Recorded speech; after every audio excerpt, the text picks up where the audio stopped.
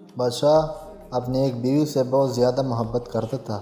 ایک مرتبہ اس کی دوسری بیوی نے ان سے کہا کہ آپ فلاں بیوی سے زیادہ محبت رکھتے ہو، حالانکہ حسن ہم ان سے زیادہ ہے، سمجھداری بھی ہم ان سے زیادہ ہے، آخر اس میں ایسی کون سی خاص بات ہے کہ تم ہم سے زیادہ اس سے پسند کرتے ہو؟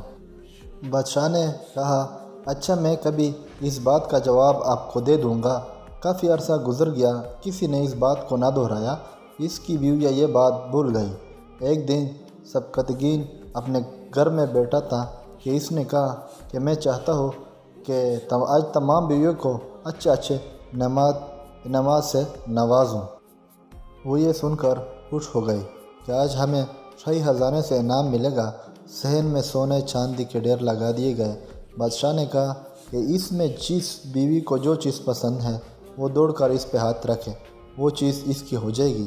چنانچہ جس وقت میں اشارہ کروں تم اپنی پسند کی چیز پر ہاتھ رکھ دینا۔ بیویاں تیار ہو گئیں اور انہیں اپنی اپنی چیزوں پہ نگاہیں جما لیے۔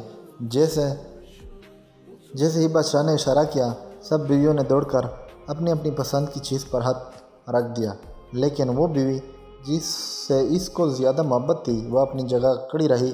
سب بیویاں اس کی طرف دیکھ کر ہنسنے لگیں اور کہا کہ بادشاہ سلامت، ہم کہتے تھے نا کہ یہ بیوقوف ہے، اور آج اس کی عقل کی کمی کھل کر سامنے آ گئی۔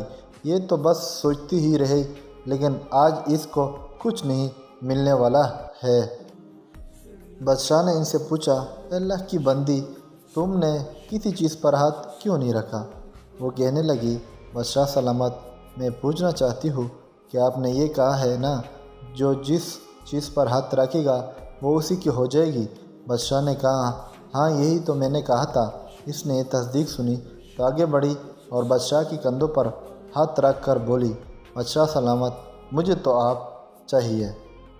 جب آپ میرے ہوں گے تو پھر سارا خزانہ میرا ہو گیا۔ بادشاہ نے اس کی یہ بات سنی تو باقی بیویوں نے سے کہا، دیکھو اس کی عقل مندی اور محبت کی وجہ سے میں اس سے زیادہ محبت رکھتا ہوں۔ اسی طرح جب انسان محبت الہی کو تھام لیتا ہے تو کائنات کی چیزیں اس کے لیے مسحر ہو جاتی ہے۔